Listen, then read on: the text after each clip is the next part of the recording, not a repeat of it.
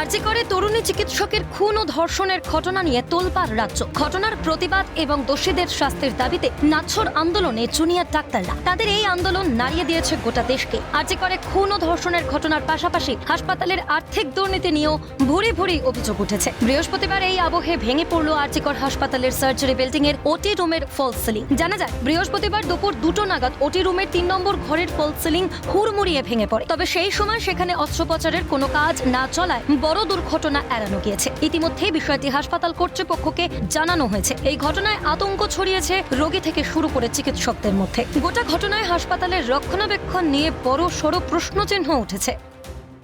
এটা তো সন্দীপ ঘোষের আমলে হয়েছে, সে করেনি, এইভাবে ফেলে রেখেছিল। এটা তো সন্দীপ ঘোষের আমলে দুর্নীতির ফসল। দেখুন, সন্দীপ ঘোষ বলে পিডাব্লিউডি সিভিলকে বলে একদিনের ভিতর ক্রাইম সিন ভেঙে ফেললো, অথচ 6 মাস ধরে একটা গুরুত্বপূর্ণ ওটি বন্ধ ছিল, সেটাকে কিন্তু ঠিক করেনি। তার মানে কি পিডাব্লিউডি সিভিল মানে একটা ভালো মানে যেটা দরকার সেটা করে না, কিন্তু একটা ক্রাইম সিন ভাঙতে পারে। কার নির্দেশ হয়েছে?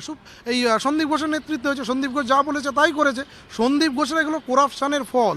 একটা মানুষ কেন, যদি ওটি সত্যিই চলতো ওখানে ডাক্তার নার্স যে কেউ মারা যেতে পারতো, পেশেন্ট পর্যন্ত, যে পেশেন্ট ওটি যে কেউ মারা যায়। একটা ছাদের কিছু অংশ ভেঙে পড়ছে মাথার উপরে, আপনার মনে হয় সেখানে ছুরি কাঁচি থাকে, যে কোনো টাইমে অ্যাক্সিডেন্ট হয়ে একটা বড় কিছু ঘটতে পারে।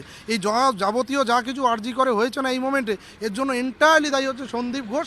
এ বিষয়ে কিন্তু হাসপাতাল কর্তৃপক্ষকে আগে থেকে জানানো হলেও কোনো রকম ব্যবস্থা কিন্তু নেওয়া হয়নি। আজকে দুপুর 2টো নাগাদ হঠাৎ করেই এই এনএস ওটি রুমের 3 নম্বর যে ঘর আছে সেখানকার যে ওটি টেবিল আছে, সেই ওটি টেবিল থেকে মাত্র কয়েক ফুট দূরে, কয়েক হাত দূরে সেখানে কিন্তু যে ফলস সিলিং ছিল, সেই কাঠের ফলস সিলিং কিন্তু হঠাৎ করেই হুড়মুড়িয়ে মাটিতে ভেঙে পড়ে এবং আশেপাশের জিনিস কিন্তু ছিটকে যায়। সেই সময় এখানে কোনো ওটি চলছিল না বা কোনো হাসপাতালের কোনো স্টাফ সেখানে ছিলেন না, যার জন্য কেউ আহত হয়নি।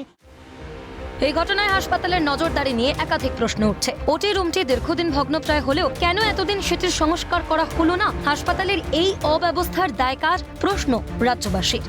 ক্যামেরায় সোনাই ঘোষের সঙ্গে সুদীপ্ত পাল ও বিক্রান্ত রায়ের রিপোর্ট, ক্যালকাটা নিউজ।